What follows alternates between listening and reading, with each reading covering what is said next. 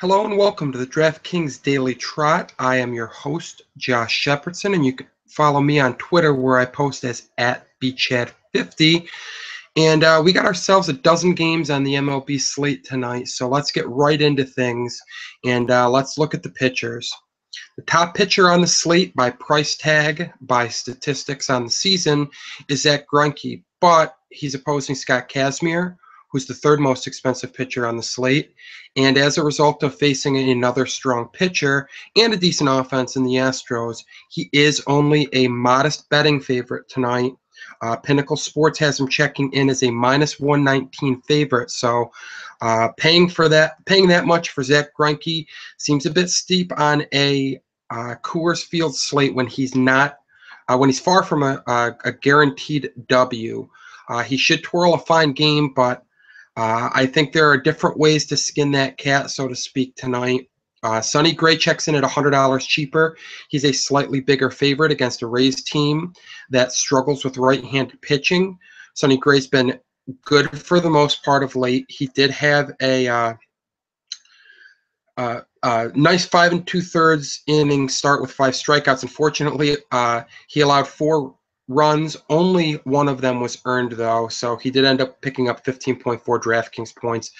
He has gone over 20 points in his 3 starts prior to that, and he's been fantastic this year. So between the two, I do prefer Gray to Greinke. I do think he's more likely to get the win. He is backed by a poor Oakland A's offense, though, so that is another knock on him. By and large, though, in cash games, I'm going to actually be moving down a little bit lower. Carlos Martinez looks very good against San Diego. San Diego's been lost against right-handed pitching all year. I don't expect that to change against the hard-throwing right-hander for the Cardinals. I also like Joe Ross, who's a sizable favorite, one of the bigger favorites on the night against the Milwaukee Brewers. Ross's biggest struggles on the year are struggles with left-handed batters, but there really aren't many left-handed batters that pose a threat in that Brewers offense. So I like Ross. I look for him to tie up the right-handed bats in that Brewers offense, pick up a win, twirl a quality start, maybe even strike out a batter per inning. He's been very good. Speaking of very good in strikeouts, Carlos Rodon has been excellent of late. Over the last month, he owns a wrong number. He owns a strikeout rate of 26%, and most importantly with him, his walk rate's just 8.1%. Walks are typically a concern with Rodon.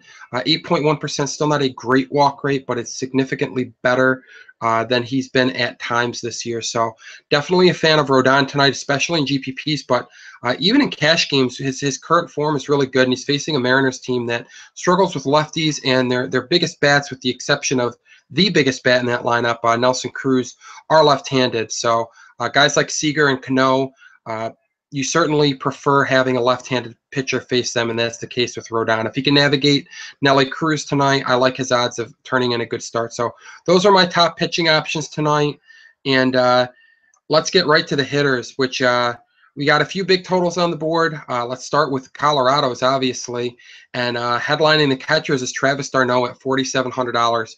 Fairly steep price tag for him, but he really looks like the top catching option tonight facing Chris Rusin. Rusin struggles a lot with right-handed batters, so d'Arnaud's going to hold the platoon advantage there, has a very high ceiling. If you don't care to pay up for him in cash games, it's certainly understandable. There are other big pieces in that game to get. You can look elsewhere at catcher. It's not quite the robust position it was last night, but Russell Martin looks good, hitting in the heart of the Blue Jays order, a Blue Jays order that is the best in baseball against left-handed pitching. They get lefty Andrew Heaney tonight, $3,400, reasonable price tag for Russell Martin. Same price point, $3,400 Nick Hundley. Hundley actually has a reverse platoon split, but he will get the platoon advantage from the pitcher sense, and that Nice is better against lefties than righties. So Hundley does have that going for him, but most importantly, he has that big total in Coors Field going for him. So he's another name that I'm looking for at catcher. If you're going off of those guys, one area where I might look to punt is with the White Sox at Safeco, grabbing either Soto or Tyler Flowers against Vidal Nuno. Both will hold the platoon advantage against him. Really, you're just chasing a big fly from either of them. and really looking for salary relief if you're going to go that route. At first base, you can pay up for Paul Goldschmidt in the righty-righty matchup with Desclafini. I don't think that's the best usage of your resources in cash games, but in GPPs, Goldschmidt has an incredibly high ceiling. The Diamondbacks should put up a big number. That offense is fairly good. They are at homer-friendly Great American Ballpark as well.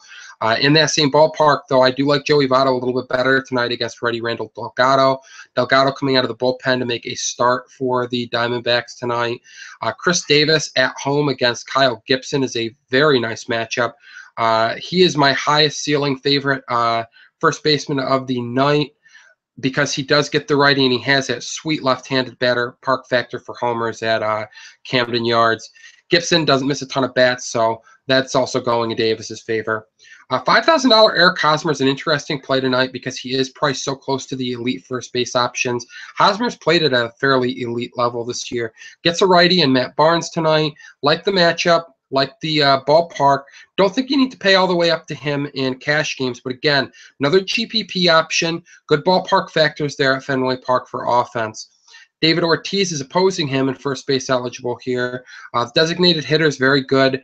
He's been very good against right-handed pitching again this year. Most of his struggles, his numbers are reduced by the fact that he struggled with lefties this year. Well, Yordano Ventura, not left-handed, so that's bad news for Ventura, good news for Ortiz and prospective Ortiz owners tonight.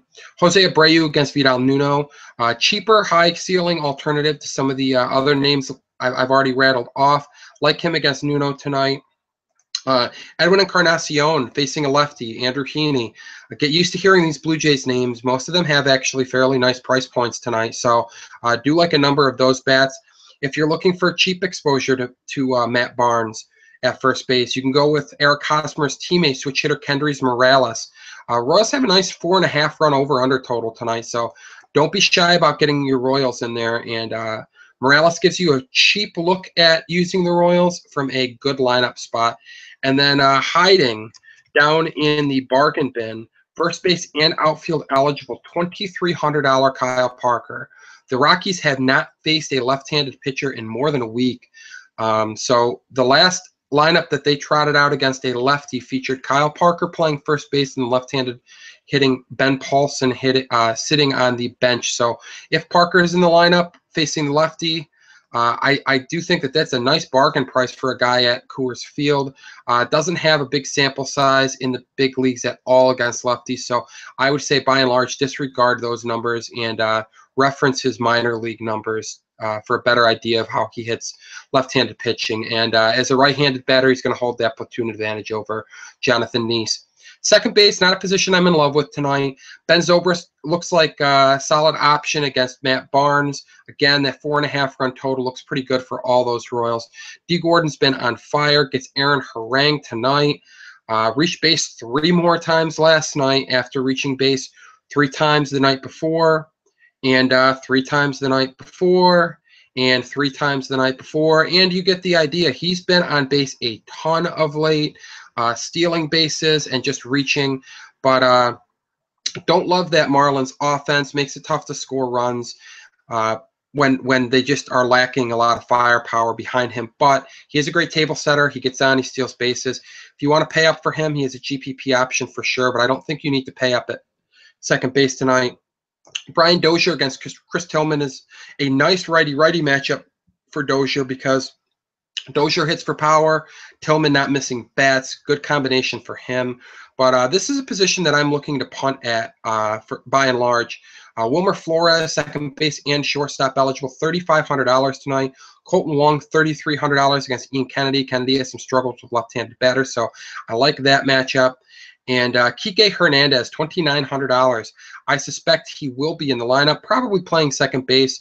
Utley did DH at one point since his acquisition, leaving second base open for Kike Hernandez. Hernandez has hit left-handed pitching pretty hard at the big league level. He is also shortstop eligible, and I do like him tonight. Moving out to third base, we're looking at Nolan Arenado. Love him against John Neese at home. He's actually been better against righties this year, but as I noted with Nick Hundley, don't worry about the reverse platoon split too much. Nice is more giving to righties than lefties, so that will play into Arenado's hands. Love Josh Donaldson's price point, $4,600 against a lefty. Almost feels like an oversight there. Donaldson's been hammering left-handed pitching since maybe since he's been out of the womb, but I don't know that for certain. I do know at the big league level, he certainly raked, maybe not down to the T-ball level where there was no handedness of pitcher, but Donaldson, $4,600 looks like a steal tonight if you are looking at some options away from Coors Field. Matt Carpenter against Ian Kennedy looks pretty good at $3,900.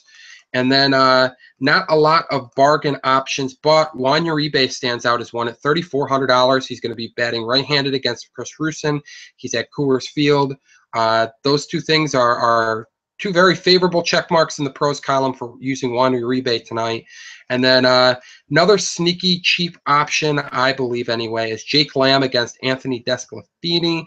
Lamb bats left-handed. Desclafini struggles with left-handed batters. And Great American Ballpark helps left-handed power quite a bit. So I do like Lamb some there.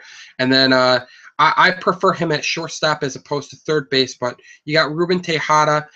Good chance that he's in the lineup. There have been instances this year when the Mets have faced left-handed pitching and given Daniel Murphy a seat, which makes sense. Murphy not very good against left-handed pitching, so give him a breather. Maybe get that double play duo of Ruben Tejada and Wilmer Flores. And speaking of Flores, he is also shortstop eligible. Highlighted him with the second baseman. Also going to highlight him here at shortstop, $3,500. Going to bat right-handed against Rusin. We want these Mets bats. We want all the bats at Coors Field we can get. They're affordable options. Jose Reyes, I do believe, is a little overpriced at $4,900. You can get him in your stacks, obviously, if you're going to go Rocky stacks, but I don't think that the ceiling is super high with him. Power just hasn't been there this year, just 5 home runs. 19 stolen bases is a fine number, but it's not. We're not talking peak years Jose Reyes here, so I think the ceiling's a little bit muted from what it was recently as a couple years ago. Troy Tulowitzki against the lefty, $3,600 against Heaney. Again, another Blue Jay right-handed bat. They hammer left-handed pitching. Get some of those guys in there. And another reminder of Kike Hernandez. I do like him a little bit better at second base, but shortstop eligible as well. So if you like a name, if you're in that Dozier chasing a home run camp, go ahead and grab Kike Hernandez and put him in at shortstop at $2,900 if he's in there. Moving on to the outfield. Outfield's always loaded. You can use Bryce Harper against Tyler Youngman. Got no problem with that. Nelson Cruz against Carlos Rodon. Anytime Cruz faces a lefty, gotta like that matchup. It's definitely in Cruz's favor. Then we've got the Mets outfielders. We got Curtis Granderson at $5,100. Yoenis Cespedes, the hero last night for a lot of DFS gamers, coming off of a monster 3-home run, 5-hit, 5-run, 7 RBI, 1 stolen base effort. Monster showing for Cespedes. He's actually been better against righties than lefties this year, but as I keep belaboring this point, Chris Rusin is lost against right-handed batters, so I like Cespedes to have another big game. I'm going to go out on a limb and say it's probably not going to be as big as last night, but I have no problem following up with Cespedes again this evening. Teammate Curtis Granderson has actually been fairly good against lefties. The lefty-lefty matchup definitely does not knock him out of play by any stretch of the imagination. I'm fine with using him tonight. I don't love the Rockies' bats against left-handed Nice, though. Blackman tends to struggle a bit with lefties. Carlos Gonzalez not as good against lefties. You can obviously get them in there if you're going to be stacking, but I think if non-stacks, I think you've got some better alternatives. Mike Trout is a nice alternative at $4,600 against Marco Estrada. That price continues to be down a little bit as Trout isn't exactly in his typical MVP form right now, but it's only a matter of time before he snaps out of that, and facing a fly ball pitcher like Estrada could make that happen tonight. Michael Kadire, $4,300, first base and outfield eligible. Another right-handed bat to attack Rusin with at Coors Field. Jay Bruce gets Randall Delgado at Great American Ballpark. I like that matchup a little bit. If Juan Lagares is hitting leadoff because the Mets are facing a lefty, he's certainly in play at $4,000. Like that matchup. David Peralta, I think here's one of your sneakier plays of the night. $3,900 gets a very good lineup spot when the Diamondbacks face a righty. Gets a righty that struggles with lefties and gets at a ballpark that's great for left-handed power. A lot of factors working in Peralta's favor, and at $3,900, that's a really nice price point that will allow you to get some other big bats around him. Looking a little bit lower, Byron Buxton did well in the leadoff spot last night. 2 hits, just a couple of singles, so nothing outlandish. But you got to like that he's got hits in his first 2 games back in the big leagues after really crushing it at the AAA level. And then looking in the bargain bin, we've got Kyle Parker, who I highlighted earlier, but we've also got $2,900 Preston Tucker. It is Zach Greinke. I understand that. It's a tough right-handed pitcher matchup, but if you're looking for low ownership, typically a good lineup spot for him, good ballpark factors, and tiny ownership most likely because he is facing Greinke. That's the recipe for a nice contrarian pick. So I'm going to go ahead and throw him in the mix.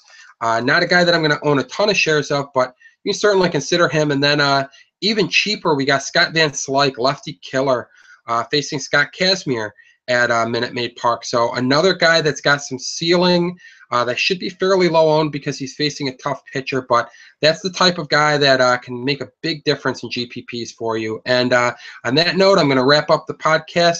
Thank you for tuning in. Stop at dailyfantasycafe.com today to check out all of our amazing tools, the lineup optimizer Colossus, our stack generator. We've got the lineups up there. We've got the weather listed. We've got everything you need on Daily Fantasy Cafe, including awesome content, awesome articles to help you build winning rosters tonight. So stop in, check that out, and good luck tonight.